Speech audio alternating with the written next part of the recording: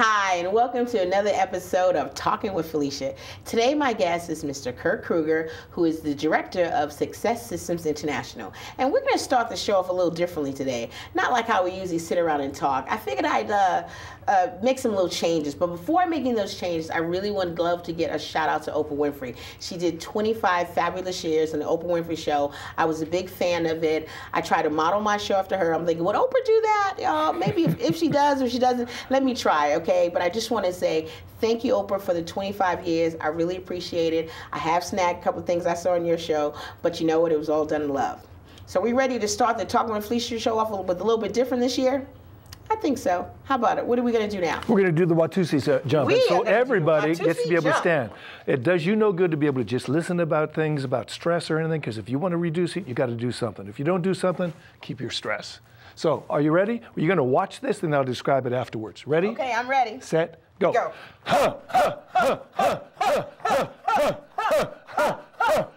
Higher, higher. That's it. That's enough. That's enough. Sit down. You want to go as high as you can. If you go as high as you can with a slight bend in your knees and you have your elbows and wrists and shoulders loose, it's going to plop down, reduce the stress in your neck and torso. You get that funny grin on your face and sometimes a big smile like Felicia. If you got that smile, you can produce neuroendorphins. You get to be able to have an incredible stress release. It's really good for you. Do it anywhere from 15 to 90 seconds. It'll last for up to 2 hours longer. Okay, ready? So, if you didn't know what today's show is about, yes, it is. We are talking about stress. Everybody is affected with stress. And there's so many negative ways that people deal with their stress. But today, we're going to talk about positive ways of dealing with your stress. Today, people losing homes and jobs, and you feel lost. But the one thing you can control is what you do with your body, what you do with your temple. And today, we're going to talk about our temple. We're going to talk about how we can relax and reduce stress. Now we're going to do it with our temple, both the body, the mind, and then we open up to the spirit. So we have many different techniques to be able to use so that we get the full benefit. If we don't work on all three levels, we don't get everything. So let me ask you something. What made you decide to get into stress? I mean, what does Success Systems International, how does that allow you to deal with stress? Well, I started out as a teacher in LA Unified School District. I taught at a school with the two biggest black gangs and the two biggest Latino gangs in the country. So breaking up a fight a day, a weapon a week kind of thing. And so I had some stress there, but I also got on a hijacked airplane coming back from India. So I had some stress there. But I had learned in India and other places from some of the top psychologists in the world how to manage stress.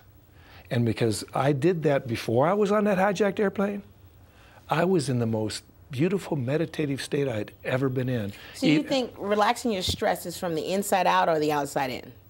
You can do things bodily, like we just did with the Watusi Jump, because we can release that tension, and we can get that smile on our face and release tension. But we've also got to go inside. If you don't go inside, you don't have it full. Well, how can you teach somebody about relieving stress when, you know, they may lose their job, they're losing their home? How can they deal with all of that and, you know, and release the stress in their body? I know for me, when I'm any type of stress, I just got to let go and let God. But in addition to let go and let God, what can I do with my body that may say, hey, you know, especially if someone's losing their job and you tell them to jump up and down, well, that only how can we bridge the gap? That's for a quick energizer. And so when you sense yourself getting all stressed out, if you can do that, fine. But let's say just one example. You're driving down the freeway and you've never ever had somebody cut you off, have you? And some people put their IQ up in the air. And that's not nice. The person who's cut off is really freaked. The person who cuts the person off, they're listening to their music, whatever they're doing. But you want to release stress. So take your fist and put your hand here, and right under your hand is your thymus. About 2 inches under your chest is your thymus. And you thump your thymus like Tarzan, but not too hard. But you want to activate that thymus, and that helps to produce the endorphins that are going to help you release that stress. So when I'm driving and somebody cut me off, instead of saying, and one of the other things is, you mentioned about let go, let God. You want to say, bless you, because they need the blessings. They don't need to be damned. They're already in hell. That's why, you know, they're in their own world. They're in hell. Oh, I got some other choice words that I say, but I think I'll say, bless you, bless you. It's much better because you're actually doing something that's positive. And that's one of the things. If we get fired, we get let go. what do you got to do? If you focus on all those years you worked for that company and all the sweat and everything else, you're focusing on the negative. That's only going to keep you in negativity. If you want to be positive, you can't go out to an interview being freaked out. You can't be out in an interview being angry. But we have to be able to be in and be what we need to be in the moment. And that's very powerful. You know what's powerful? A smile is powerful. Because it takes so much energy to be like, all this tension and stress, exactly, you're using more muscles, you know? And I see people and know people, and it just seems like they have all that built up in their body, and I think, you're gonna have a heart attack or a stroke because you have way too much negativity. It's like a simple smile, you know? I know I smile a lot, I know I do, you know? I'm like smiling all the time because I just, you know, I like to. It feels good. It just That's feels what gets good. me. You can talk to anybody about it. It feels good. Smiling or laughing, everybody loves it, but they don't do it enough. Now why? It's free. Let go. People take drugs, alcohol, all kinds of stuff to be able to relax, because to be able to stressed. I need to do that. You have to just smile. Totally, and it's so funny because so many people have a hard time smiling. They really do. They feel that smiling is this big. It's like, no. It costs you nothing to smile. And it's contagious. I mean, contagious. It's infectious. And when you smile and someone smiles back and it goes on, and it just makes your day so much nicer than you to hold all that anger and energy in your face. What do you have any like facial muscles, you know, stress things you leave Only just with uses the like 14 muscles in your face. Otherwise, there's like 37 are used for frowning. So if you smile, that just lets you loose, relax. And it also produces neuroendorphins. Neuroendorphins are what are called brain opiates. And that's what they do. So that de-stresses you. Now, talking about physical things, you can do yoga, you can do Pilates. I recommend not only yoga and Pilates, but also something called the 5 Tibetans. And you can look that up and Google it. And if you send, you know, a request via email to you, I'll send out a PDF file that'll get them to be able to do the 5 rites of Tibetan yoga. So what is that? Very simple movements, very simple. And you can do it slow, at your own rate. It only takes you maybe 10 minutes out of your day to do that. I tried yoga, and because I had carpal tunnel, I don't have enough, you know, strength in my arms to really, do that position. If you have a good teacher, they're going to work with you at what it is that you can do. She teaches yoga. She's like, you know what? Carpal tunnel or anything, broken wrist, you can always do it. But it just seems so like hard for me to, you know, I'm so focused on trying to stay in those positions that I'm really not getting the best out of it. You know, for me, I just like to put me on a bike and I'm good. You know, put me on a bike, Exercise I'll run. is great to be able to reduce stress. So if you get one of those stationary bikes or you go out bike riding, I like bike riding more because I get to change the scenery and everything. Bike riding. That's what he does. I mean, I take Boy Scouts on 50-mile, you know, bike rides and so on.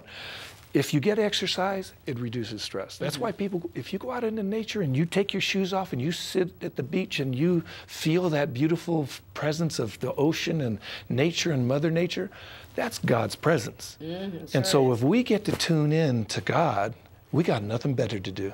You know, it's so funny you say take your shoes off because I find that when I'm stressed, and it just, you know, and I'm not saying I get stressed about all the time or a lot of things, but when I take my shoes off, it seems like something about taking my shoes off and that relieves so much stuff. I read that somewhere about, you know, having your feet being free. And, even for runners now, they're finding that if you have those sort of foot shoes, so to speak, that shape your toes and everything, it actually, the great runner from Ethiopia ran barefooted in the Rome Olympics, and everybody was freaked out because they thought he'd get, you know, blisters and all that. He didn't, because he was used to running in the hills of Ethiopia, and he ran naturally. And now the physiologists are finding that it actually makes you run faster, it has less problems with your legs, and so on. If you go to the beach and you run, you got no problems. You don't mess your knees up.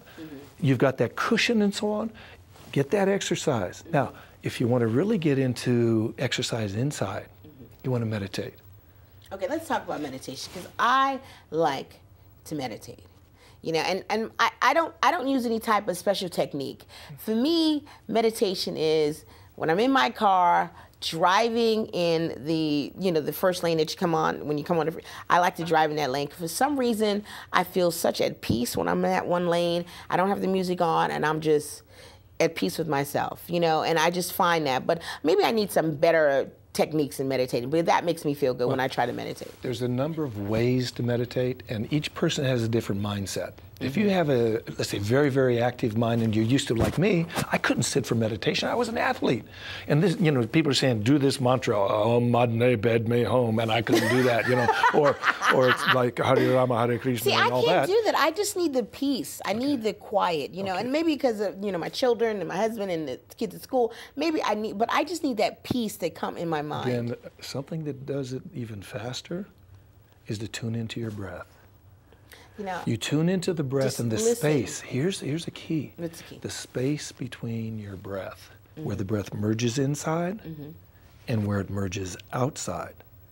And pay attention to that space. As you do this, paying attention to your breath, it calms the mind down to your breath. So the only sound you're hearing is your breathing. Just your breath, and you pay attention to the space between the breath.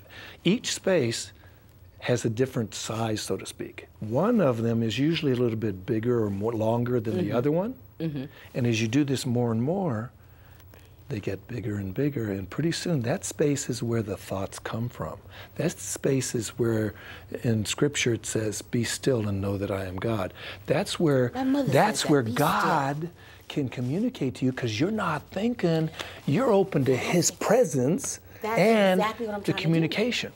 That's exactly what I'm trying to listen. Because you know, in church, and everybody, they heard God talk to them. I'm trying to listen. So when I can listen is when I'm in the car, I'm in that lane, and I'm trying to be so quiet so I can listen. Especially if I have something I'm going through, I'm like, God, please talk to me, because I am listening.